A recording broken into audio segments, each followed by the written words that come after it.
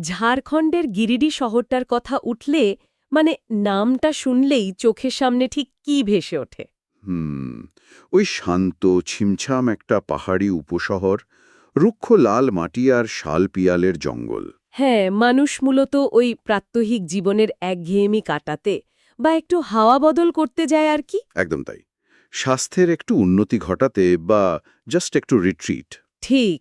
কিন্তু আজকের এই গভীর অনুসন্ধানে আমরা এমন একটা জায়গা নিয়ে কথা বলতে চলেছি যা শুধু একটা স্বাস্থ্যনিবাস বা রিট্রিট সেন্টারের চেয়ে অনেক বেশি কিছু। বিষয়টা সত্যিই খুব ইন্টারেস্টিং। আমাদের কাছে থাকা সোর্সগুলোর দিকে তাকালে যার মধ্যে সুকুমার রায় আর যোগীন্দ্রনাথ সরকারের অবদানের ওপর বেশ কিছু গবেষণাপত্র আর ঐতিহাসিক দলিল আছে। হ্যাঁ, কিছু আত্মজীবনীমূলক প্রবন্ধ আছে। ঠিক বলেছেন। তো এই সব সোর্স ঘেটে একটা অদ্ভুত চিত্র ফুটে ওঠে।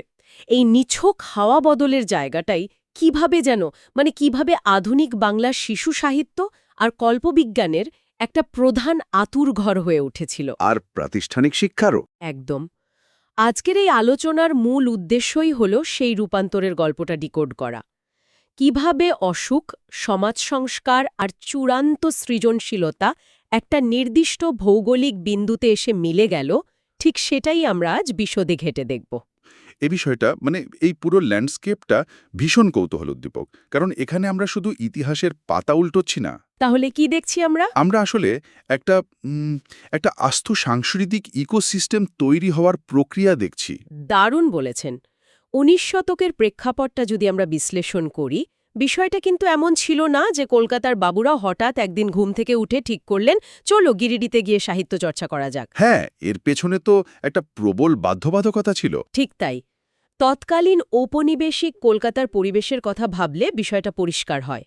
একদিকে ব্রিটিশদের তৈরি করা নতুন শহরের জাঁকজমক, আর অন্যদিকে সেই অপরিকল্পিত নগরায়ন। একদম, যার ফলে তৈরি হয়েছিল একটা অস্বাস্থ্যকর, আর্দ্র, দমবন্ধ করা পরিবেশ। ম্যালেরিয়া বা কলেরার মতো রোগ তো তখন লেগেই থাকত। শুধু ম্যালেরিয়া নয়, বিশেষ করে কালাজ্বরের মতো গ্রীষ্মমণ্ডলীয় রোগব্যাধি তখন প্রায় মহামারীর আকার ধারণ করত। বাপরে, মানে আক্ষরিক অর্থে প্রাণ বাঁচানোর একটা তাগিদ ছিল। হ্যাঁ, বাঙালি ভদ্রলোক সম্প্রদায়, যারা মূলত বুদ্ধিভিত্তিক কাজের সাথে যুক্ত ছিলেন, তারা এই দূষিত আবহাওয়া থেকে আক্ষরিক অর্থেই পালাতে চাইছিলেন। আর চিকিৎসকরাও তো তখন ওই ছোটনাগপুর মালভূমির শুষ্ক আবহাওয়াকে রেকমেন্ড করছিলেন, তাই না? ঠিক, ওই অপেক্ষাকৃত উঁচু এবং খোলামেলা আবহাওয়াকে স্বাস্থ্য উদ্ধারের জন্য আদর্শ বলে চিহ্নিত করা হয়েছিল। আর সেই পালানোর পথটা প্রশস্ত করে দিয়েছিল ইস্ট ইন্ডিয়ান রেলওয়ে। একদম ঠিক পয়েন্ট। রেল লাইনের সম্প্রসারণ না হলে তো গিরিডি বা হাজারিবাগ এত সহজে এই ভদ্রলোক সম্প্রদায়ের নাগালের মধ্যে আসতই না। লজিস্টিক্যালি সেটা প্রায় অসম্ভব ছিল। ট্রেন লাইন বসার পর সপরিবারে সেখানে পৌঁছানোটা একটা দুঃস্বপ্ন থেকে একটা অপেক্ষাকৃত সহজ যাত্রায় পরিণত হলো। কিন্তু যে বিষয়টা আমাকে সবচেয়ে বেশি ভাবায় তা হলো এই হাওয়া বদলের চরিত্রটা। মানে ছুটি কাটানোর ধরনটা সমাজের একটা বিশাল স্থানান্তর। এখানে সবচেয়ে চমকপ্রদ বিষয়টা হল ব্রাহ্ম সমাজের ওই আদর্শগত জায়গাটা। 1828 সালে রাজা রামমোহন রায় এবং দ্বারকানাথ ঠাকুর যে ব্রাহ্ম সমাজ প্রতিষ্ঠা করেছিলেন, তার মূল ভিত্তিই তো ছিল হিন্দু সমাজের একটা যুক্তিবাদী সংস্কার, তাই না? একদম যুক্তিবাদী এবং একেশ্বরবাদী সংস্কার। আর ঠিক ওই জায়গাটাতেই সাধারণ ছুটি কাটানোর সাথে এই হাওয়া বদলের পার্থক্যটা তৈরি হয়ে যায়। মানে তারা তাদের দর্শনটাও সাথে করে নিয়ে গিয়েছিলেন। হ্যাঁ, ব্রাহ্ম সমাজের সদস্যরা যখন গিরিডিতে যেতে শুরু করলেন, তারা তাদের ওই যুক্তিবাদী দর্শনটাকেও যেন ট্রাঙ্কে ভরে সাথে নিয়ে গিয়েছিলেন। ওয়াও, এটা একটা দারুণ ব্যাপার। সমাজবিজ্ঞানের ভাষায় যাকে আমরা পিউরিটান এথিক বলি। আচ্ছা, পিউরিটান এথিক বলতে ঠিক কি বোঝায় এখানে? জীবনযাপনে একটা কঠোর শৃঙ্খলা, নিরন্তর আত্ম-উন্নয়ন আর বুদ্ধিবৃত্তিক চর্চার প্রতি একটা দায়বদ্ধতা। তারা সেটাকেই গিরিডির মাটিতে রোপণ করেছিলেন। অর্থাৎ ছুটি কাটাতে গিয়েও তারা অলস সময় কাটাননি। একদমই না। তারা সেখানে উপাসনা করতেন, পাঠচক্র করতেন, সমাজ নিয়ে আলোচনা করতেন। তার মানে গিরিডি ধীরে ধীরে নিছক একটা জঙ্গল ঘেরা গ্রাম থেকে তৎকালীন প্রগতিশীল বাঙালিদের একটা মিনি বাংলা হয়ে উঠছিল। একটা বিকল্প ইন্টেলেকচুয়াল হাব, এটাই বলা যায়। এই মিনি বাংলা হয়ে ওঠার গল্পটা কিন্তু ভীষণ সিনেম্যাটিক, বিশেষ করে যদি আমরা রায় পরিবারের শেকড়ের দিকে তাকাই। হ্যাঁ, রায় পরিবারের ইতিহাসটা তো রীতিমতো অভাবনীয়। সোর্সগুলো থেকে যেটা জানা যায়, এই পরিবারের আদিবাস ছিল পশ্চিমবঙ্গের চাকদহে। সেখান থেকে রামসুন্দর দেও কিভাবে যেন পূর্ববঙ্গের ময়মনসিংহের মসুয়া গ্রামে গিয়ে বসবাস শুরু করেন। আর সেখানে তাদের এস্টেটটার আকার শুনলে অবাক হতে হয়। ৩৬ একরের একটা বিশাল এস্টেট, ভাবা যায় ৩৬ একর। শুধু তো জমি নয়, সেখানে উপাসনাগার, বাগান, খেলার মাঠ, এমনকি নিজস্ব প্রেসও ছিল।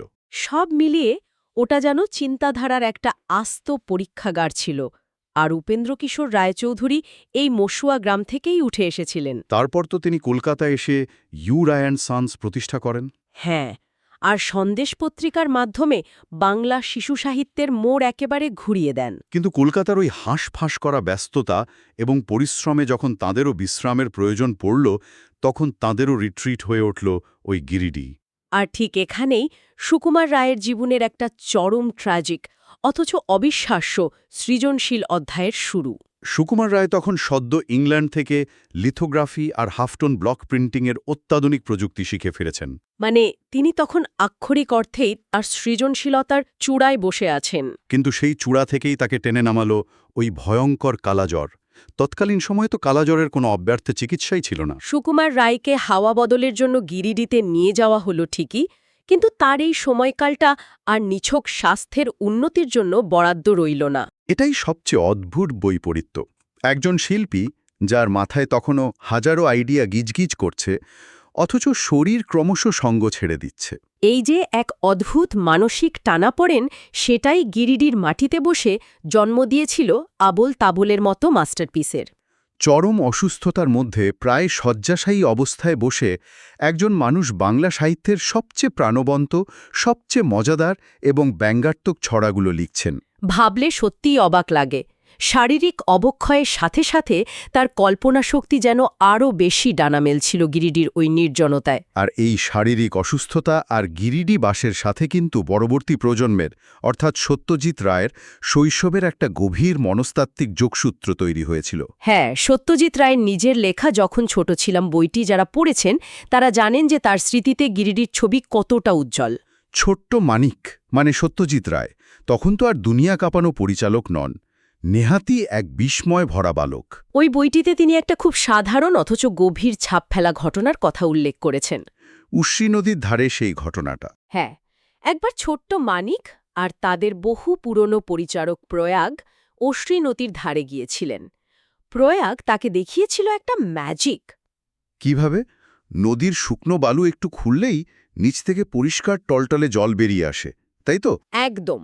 ছোট্ট মানিক তো এই আবিষ্কারে দারুণ রোমাঞ্চিত, কিন্তু সেই রোমাঞ্চ বেশিক্ষণ টিকল না। কারণ ঠিক তখনই গ্রামের এক সাধারণ আদিবাসী মেয়ে সেখানে এসে কোনো কথা না বলে সেই জমানো পরিষ্কার জল নিজের পাত্রে তুলে নিয়ে চলে যায়। আর সোর্স বলছে এই ঘটনায় ছোট্ট মানিক অত্যন্ত বিরক্ত হয়েছিলেন। তার মনে হয়েছিল তার কষ্ট করে আবিষ্কার করা জল কেউ অন্যায়ভাবে নিয়ে গেল। ওই ছোট্ট ঘটনাটা আসলে একটা শিশুর কাছে তার সম্পত্তি বেদখল হয়ে যাওয়ার একটা আদিম অনুভূতি। কিন্তু আশ্চর্যের বিষয় হল একজন সৃষ্টিশীল মানুষের অবচেতন মন কিভাবে বছরের পর বছর ধরে একটা স্মৃতিকে সযত্নে লালন করে। বিষয়টার গভীরতা বোঝা যায় যখন আমরা অনেক পরে তৈরি হওয়া সত্যজিৎ রায়ের অভিযান চলচ্চিত্রটি বিশ্লেষণ করি। ওয়াহিদা রহমান অভিনীত গুলাবি চরিত্রটির কথা বলছেন তো? হ্যাঁ, ওই ছবিতে গুলাদ্রি চরিত্রটির একটা দৃশ্য আছে। রুক্ষ প্রান্তর, শুকনো নদীর খাত আর জীবন সংগ্রামের একটা রূঢ় বাস্তব। ওই গোলাবি চরিত্রটির উপস্থিতি, তার হাঁটা চলা আর ওই পরিবেশের সাথে উশ্রী নদীর ধারে সেই গ্রামীণ মেয়েটির স্মৃতির একটা অভাবনীয় সাযুজ্য রয়েছে। ছোট্টবেলার একটা বিরক্তি বা রাগ কিভাবে পরিণত বয়সে একটা সিনেম্যাটিক মাস্টারপিসে রূপান্তরিত হয়, এটা তার একটা অসাধারণ উদাহরণ। একটা রুক্ষ গ্রামীণ বাস্তবতার নিখুঁত বর্ণনা। পরিবেশ কিভাবে একজন শিল্পীর ভিজুয়াল ডিকশনারি তৈরি করে দেয়, গিরিডি তার জলজান্ত প্রমাণ। সত্যি, এটা ভাবলে গায়ে কাঁটা দেয় যে উশ্রী নদীর বালুর ওই ছোট্ট গর্তটা একদিন আন্তর্জাতিক স্তরের সেলুলয়েডে জায়গা করে নেবে। আচ্ছা, রায় পরিবারের এই বিস্তৃত পরিসর থেকে বেরিয়ে এবার আমাদের আলোচনার ফোকাসটা একটু অন্যদিকে ঘোরানো যাক। নিশ্চয়ই। সোর্সগুলোতে খুব স্পষ্টভাবে দেখানো হয়েছে যে গিরিডির এই সাংস্কৃতিক বিবর্তনে রায় পরিবারের পাশাপাশি আরও একজন মানুষের অবদান অত্যন্ত সুদূরপ্রসারী। যদিও তাকে নিয়ে হয়তো ততটা আলোচনা হয় না সবসময়। ঠিক, তিনি হলেন ছোটদের অত্যন্ত জনপ্রিয় বই হাসি খুশিয়ের রচয়িতা যোগেন্দ্রনাথ সরকার। বাংলার শিশুদের অক্ষর পরিচয়ের ভিত্তিপ্রস্তর স্থাপনকারী বই। হ্যাঁ, তার সাথে গিরিডির সম্পর্কটা কিন্তু ঠিক হাওয়া বদল বা নিছক সাহিত্য রচনার মধ্যে সীমাবদ্ধ ছিল না, তাই না? একদমই না, বরং যোগেন্দ্রনাথ সরকারের কাজটাকে যদি আমরা একটু তলিয়ে দেখি তবে দেখব তার দৃষ্টিভঙ্গিটা ছিল অনেক বেশি প্রাতিষ্ঠানিক। মানে রায় পরিবার যেখানে কল্পনার জগতে বিপ্লব আনছিল, যোগেন্দ্রনাথ সরকার তখন গিরিডিতে বসে একটা সামাজিক এবং শিক্ষামূলক কাঠামো তৈরি করছিলেন। তিনি উপেন্দ্র কিশোর রায়চৌধুরীর সমসাময়িক ছিলেন। আর গিরিডির মাকাতপুর এলাকার আর্গাঘাট রোডে অবস্থিত গিরিডি ব্রাহ্ম সমাজই ছিল এই প্রাতিষ্ঠানিক কাজের মূল কেন্দ্র। আমরা যদি ওই সময়ের গিরিডির ল্যান্ডস্কেপটা কল্পনা করি, দেখব সেখানে এক অবিশ্বাস্য বুদ্ধিবৃত্তিক মেলা বসেছে। আনন্দমোহন বসু, শিবনাথ শাস্ত্রী, দ্বারকানাথ গঙ্গোপাধ্যায়, যিনি আবার ছিলেন সুকুমার রায়ের দাদু এবং কাদাম্বিনী গঙ্গোপাধ্যায়ের স্বামী। হ্যাঁ, এমনকি বিজ্ঞানী জগদীশচন্দ্র বসু এবং যোগেন্দ্রনাথ সরকারের মতো দিকপাল ব্যক্তিত্বরা সেখানে নিয়মিত একত্রিত হচ্ছেন। এই জায়গাটাই তো সবচেয়ে বেশি ইন্টারেস্টিং। এরা কেউ সাধারণ মানুষ ছিলেন না, প্রত্যেকেই নিজের নিজের ক্ষেত্রে প্রবাদ প্রতিম। আর তারা গিরিডিতে গিয়ে শুধু উপাসনা করে বা ইজি চেয়ারে বসে হাওয়া খেয়ে সময় কাটাননি। সোর্স থেকে জানা যাচ্ছে তারা রীতিমতো জোটবদ্ধ হয়ে স্থানীয় সমাজে আধুনিক শিক্ষার প্রসারের জন্য স্কুল এবং লাইব্রেরি প্রতিষ্ঠা করেছিলেন। কলকাতার বুকে তারা সমাজ সংস্কারের যে বীজ বুনেছিলেন, গিরিডির মাটিতে এসে তারা যেন সেটারই একটা গ্রামীণ সংস্করণ তৈরি করছিলেন। যোগেন্দ্রনাথ সরকার হয়তো বুঝেছিলেন যে শুধু কল্পনা নয়, একটা সমাজকে এগোতে গেলে তার বুনিয়াদী শিক্ষা এবং প্রাতিষ্ঠানিক কাঠামোর উন্নয়নটা সবার আগে প্রয়োজন। রায় পরিবারের কাজের ধরন ছিল ইম্যাজিনেটিভ, আর যোগেন্দ্রনাথ সরকার এবং এই ব্রাহ্ম সমাজ গোষ্ঠীর কাজটা ছিল অনেক বেশি ইনফ্রাস্ট্রাকচারাল। আর এই দুই ধারার একদিকে চূড়ান্ত কল্পনা এবং অন্যদিকে কঠোর প্রাতিষ্ঠানিক শৃঙ্খলার যে অপূর্ব মেলবন্ধন গিরিডিতে ঘটেছিল, সেটাই এই শহরটাকে একটা অন্য মাত্রায় নিয়ে যায়। ঠিক এই বুদ্ধিবৃত্তিক আদান প্রদান, বিজ্ঞান চর্চার পরিবেশ আর প্রকৃতির রুক্ষ সান্নিধ্য, এই সব কিছুর নির্যাস হিসেবেই পরবর্তীকালে জন্ম নিয়েছিল বাংলা সাহিত্যের অন্যতম আইকনিক চরিত্রে প্রফেসর শঙ্কু। হ্যাঁ, প্রফেসর শঙ্কু। সত্যজিৎ রায় যখন এই আন্তর্জাতিক খ্যাতিসম্পন্ন বিজ্ঞানী চরিত্রটি নির্মাণ করছেন, তখন তিনি কিন্তু তার ল্যাবরেটরির ঠিকানা হিসেবে কলকাতাকে বেছে নেননি। বিদেশের কোনো ঝাঁ ছকছকের শহরকেও বেছে নেননি। তিনি বেছে নিয়েছিলেন তার শৈশবের স্মৃতিবিজড়িত ওই গিরিটিকেই। যারা প্রফেসর শঙ্কুর ডায়েরি পড়েছেন তাদের কাছে গিরিডি নামটা শুধু একটা শহর নয়, একটা আস্ত ইমোশন। আমরা সবাই শঙ্কুর সেই শান্ত নিরিবিলি পৈতৃক বাড়ির কথা জানি তার সেই পোষা বেড়াল নিউটন আর চিরকালের বিশ্বাসী চাকর প্রহ্লাদের কথা। আর প্রতিদিন সকালে উশ্রী নদীর ধারে শঙ্কুর সেই প্রাতভ্রমণ।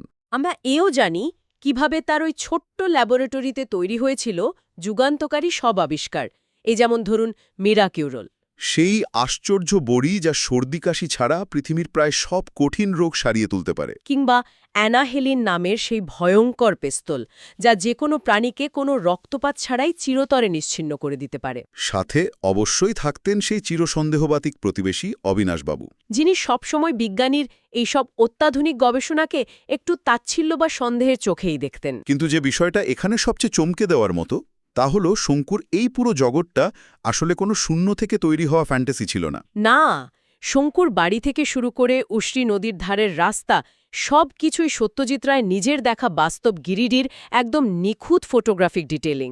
এই সাহিত্যিক স্থানান্তরের বিষয়টা বিশ্লেষণ করলে আরও একটা চমৎকার ক্রস রেফারেন্স বেরিয়ে আসে। সুকুমার রায় সেই চরিত্রটার কথা বলছেন। হ্যাঁ, সুকুমার রায় একসময় একটি মজাদার চরিত্র সৃষ্টি করেছিলেন যার নাম ছিল হেসরাম হুঁশিয়ার, যেটা মূলত ছিল আর্থার কোনান ডয়েলের সৃষ্ট বিখ্যাত চরিত্র প্রফেসর চ্যালেঞ্জার এর একটা ব্যঙ্গাত্মক রূপ বা প্যারোডি। একদম। সত্যজিৎ রায় পরবর্তীকালে নিজেই স্বীকার করেছিলেন যে তার তৈরি প্রফেসর শঙ্কু আসলে সেই প্রফেসর চ্যালেঞ্জারেরই একটা শান্তশিষ্ট বাঙালি সংস্করণ। মানে চরিত্রটার একটা রূপরেখা বা ভিত্তিপ্রস্তর তার পিতা সুকুমার রায় নিজের মতো করে স্থাপন করে গিয়েছিলেন, আর সেটাকে সম্পূর্ণতা দিলেন সত্যজিৎ রায় গিরিডির প্রেক্ষাপটে বসিয়ে। ঔপনিবেশিক কলকাতার গণ্ডি পেরিয়ে গিরিডি কিভাবে কল্পবিজ্ঞানের মাধ্যমে একটা আন্তর্জাতিক এমনকি আন্তর্গ্রহীয় কেন্দ্রে পরিণত হল সেটা ভাবলে অবাক হতে হয়। প্রফেসর শঙ্কুর অভিযান শুরু হচ্ছে ওই গিরিডির উশ্রী নদীর ধার থেকে। তারপর তার রকেট বা আবিষ্কার তাকে নিয়ে যাচ্ছে কখনো মঙ্গল গ্রহে, কখনো মিশরের পিরামিডের গভীরে, আবার কখনো আমাজনের গহীন অরণ্যে বা টিটিবোর দ্বীপে। একটা স্থানীয় প্রায় অখ্যাত প্রেক্ষাপটকে ব্যবহার করে বিশ্বমানের বিজ্ঞান চর্চার গল্প বলা। বাংলা শিশু সাহিত্যে এমন আন্তর্জাতিকতা এর আগে কখনো দেখা যায়নি। এই যে বিশ্বমানের চিন্তাধারার সাথে শেকড়ের একটা অদৃশ্য মেলবন্ধন, তা আজকের দিনে দাঁড়িয়ে আমাদের সোর্সে থাকা আরও একটি অত্যন্ত প্রাসঙ্গিক খবরের দিকে নিয়ে যায়। বিষয়টা কিছুটা সংবেদনশীল বটে। হ্যাঁ, আমাদের প্রাপ্ত তথ্য অনুযায়ী বাংলাদেশের ময়মনসিংহের মশুয়া গ্রামে রায় পরিবারে যে ঐতিহাসিক আদি বাড়িটি ছিল তা বর্তমানে ভেঙে ফেলার কাজ চলছে। সেখানে একটি নতুন শিশু একাডেমি নির্মাণের পরিকল্পনা করা হয়েছে বলে জানা যাচ্ছে। এখানে কোনো পক্ষ না নিয়ে সম্পূর্ণ নিরপেক্ষভাবে এবং সোর্সের ভিত্তিতেই তথ্যটি পর্যালোচনা করলে একটা অদ্ভুত বৈপরীত্য চোখে পড়ে। ঠিক, কারণ এই বাড়িটি ভারত এবং বাংলাদেশের এক যৌথ সাংস্কৃতিক ঐতিহ্যের একটা বিশাল প্রতীক ছিল। এই বাড়িটিতে সত্যজিৎ রায় হয়তো তার জীবদ্দশায় কখনো যাননি, কিন্তু তার পরিবারের সাংস্কৃতিক ডিএনএতে এর প্রভাব ছিল অপরিসীম। কালক্রমের নগরায়নের চাপে বা ভৌগোলিক সীমানার কারণে এই ধরনের অনেক পুরনো বাস্তব স্মৃতিচিহ্নই আজ বিলুপ্তির পথে। ঠিক এই জায়গাটাতেই একটা মনস্তাত্ত্বিক এবং সাংস্কৃতিক দ্বন্দ্ব তৈরি হয়। একদিকে আমরা দেখছি পূর্ববঙ্গের সেই আদি বাসস্থান বা ঐতিহ্যের শেকড়গুলো, ইটকাঠ পাথরের সেই বাস্তব অস্তিত্বগুলো সময়ের নিয়মে হারিয়ে যাচ্ছে। আর অন্যদিকে গিরিটির মতো একটা শহর, যেখানে রায় পরিবার মূলত হাওয়া বদল করতে যেত, সেটাই আজ এই পরিবারের একটা জীবন্ত সাংস্কৃতিক স্মৃতিস্তম্ভ হয়ে উঠেছে। গিরিডি আজ আর শুধু একটা ভৌগোলিক স্থান নেই, এটা ওই অস্পর্শনীয় উত্তরাধিকারের একটা ধারক হয়ে দাঁড়িয়েছে। এর একটা বড় প্রমাণ তো আমরা দেখতে পাই কলকাতার নিউ টাউনে অবস্থিত প্রফেসর শঙ্কু পার্কে। একদম, সেখানে শঙ্কুর একটি 10 ফুট উঁচু মূর্তি তৈরি করা হয়েছে, আর তার পেছনেই তৈরি করা হয়েছে গিরিডিতে থাকা তার সেই বিখ্যাত ল্যাবরেটরির একটা রেপ্লিকা। শুধু পার্কের ভেতরে নয়, আপনি যদি আজ গিরিডিতে যান, দেখবেন সেখানকার স্থানীয় মানুষদের মধ্যে শঙ্কুর বাড়ি বা রায় পরিবারের স্মৃতি নিয়ে একটা অদ্ভুত পৈতৃক অহংকার কাজ করে। একটা গভীর আবেগ আর কি। অনেক স্থানীয় মানুষ আজও উশ্রী নদীর ধারের একটি নির্দিষ্ট পুরনো বাড়িকে বাস্তব শঙ্কুর বাড়ি বলে বিশ্বাস করেন এবং পর্যটকদের দেখান। এটা একটা অবিশ্বাস্য ব্যাপার, একটা সম্পূর্ণ কাল্পনিক চরিত্র যার অস্তিত্ব শুধু বইয়ের পাতায়, সে একটা বাস্তব শহরের আইডেন্টিটিকে নতুন করে সংজ্ঞায়িত করছে। ফিকশন বা কল্পনা যে কখনো কখনো বাস্তবের চেয়েও শক্তিশালী হয়ে উঠতে পারে, গিরিডি তার সবচেয়ে বড় প্রমাণ। একটা জায়গার ইতিহাসকে নিজের কাঁধে তুলে নিতে পারে কল্পনা। তাহলে এতক্ষণ ধরে আমরা যে এতগুলো সোর্স ঘাঁটলাম, এর পুরো সারমর্মটা কি দাঁড়াচ্ছে? সারমর্মটা দাঁড়াচ্ছে এটাই যে গিরিডি শুধু ভারতের মানচিত্রে থাকা কিছু অক্ষাংশ আর দ্রাঘিমাংশের সমষ্টি নয়। এটি এমন একটা আশ্চর্য মোহনা, যেখানে 19 শতকের মানুষের স্বাস্থ্যোদ্ধারের লড়াই, ব্রাহ্ম সমাজের কঠোর সংস্কার সব এক সুতোয় গাঁথা পড়েছিল। সাথে সুকুমার রায়ের রোগসজ্জার অদম্য সৃজনশীলতা, যোগীন্দ্রনাথ সরকারের শিক্ষামূলক দূরদর্শিতা এবং সত্যজিৎ রায়ের বৈশ্বিক কল্পবিজ্ঞান। একটা পরিবার যখন তাদের আদি বাসস্থান থেকে দূরে সরে যায়, তখন তারা শুধু জায়গা বদল করে না, তারা তাদের সাথে করে নিয়ে যায় জ্ঞান, চেতনা এবং সংস্কৃতির একটা অমূল্য ভাণ্ডার। দারুণ বলেছেন।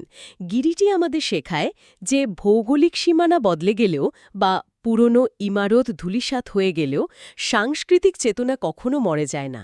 তা কল্পনার রূপ ধরে নতুন কোনো মাটিতে স্থানান্তরিত হয়ে চিরস্থায়ী হয়ে যেতে পারে।